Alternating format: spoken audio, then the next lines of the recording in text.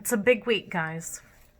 This week, you have your AP Lang exam, and that test is going to be Wednesday at 1 o'clock. But what you'll need to do is log on at 12:30. Now, the day before the exam, they're going to email you an e-ticket. That's going to come to your personal email address. Remember, they don't have your school login. If you have not logged on to AP Classroom in a while, you need to make sure you can do that. That way you have time to call help desk if there's a problem and you can't get in and you need them to reset your password. Do not wait till Wednesday. Let's solve our problems now if we have any. Okay, so on Wednesday, you'll log in at 12:30. Your exam's at 1, but you'll need to log on to get ready at 12:30. Now, you can have all your resources beside you. It's open note, open book. Too bad we don't have our writer's notebooks, right? And let's talk about this checklist you could have with you if you wanted. So I would make sure that you put on your checklist of what you put in your rhetorical analysis essay. I would make sure you have your rhetorical situation statement. That's all the elements of CAP. We've been doing it all year. You are well acquainted with this. You are prepared to do this test. You may be a little rusty if you haven't been participating as much in class as maybe you should. And that's okay. Just get in fighting shape for Wednesday. Let's be ready to do this thing. All right. So your CAP elements. Let's talk just kind of overall about a rhetorical analysis essay. So they're going to give you an argument that somebody has written.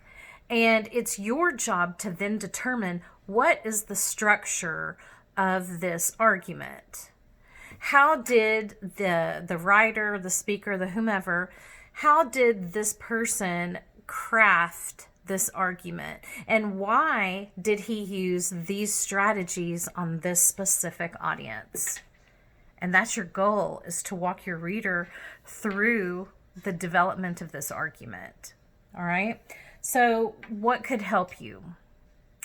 I am going to upload to Google Classroom with this video a list of rhetorical analysis power verbs. Remember, you want to be using your action verbs, right?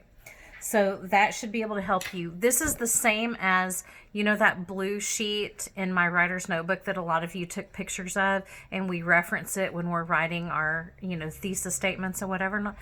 It's basically a list like that.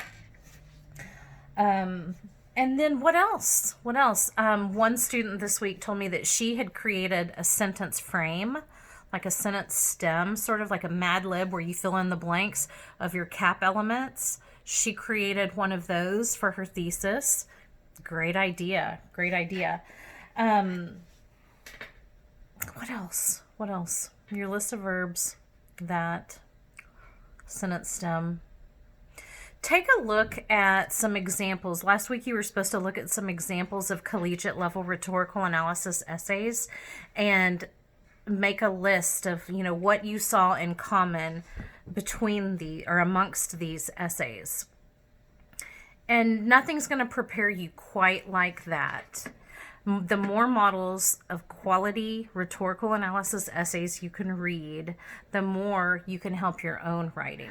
Okay, so take a look at those. I would do like one a day between now and then, but go deep with that essay. Really take a look at how that student writer created that. That's all. That's all I have in terms of strategies. So with that in mind, let's talk about where you are mentally on this. I know that you've been preparing all year for this moment, and you're probably nervous and things are different. It's not what we expected. But I'll tell you this, you're never going to be more ready than you are right now. So you might as well do it. If you've paid for it, log on and do this. It's 45 minutes of your life. And during that time, you have the potential to get a great score, to have, all the wonderful things that come with getting a 5 on your, AP Lang exam. And what's the worst that could happen? Nothing. Can you still do well in this class? Yes. Is your report card still going to be fine? Yes. You're still going to be you. You're still going to be able to take dual credit next year. And even if you don't get the college credit, if you don't get a qualifying score this year, you can still take honors dual English for next year. And in that class, you get the credit you would have received this year, the college credit. So you have nothing to lose and only things to gain. And I know that you can do well. I know that you're well trained. And luckily, this is the essay that we have hit the hardest this year in terms of skills before this whole COVID thing happened. So prepare and do that thing. And after you do the thing, take a screenshot of the confirmation that you submitted. Send that to me so that I can do great things for your average, give you credit for taking that test, because that is an endeavor, right?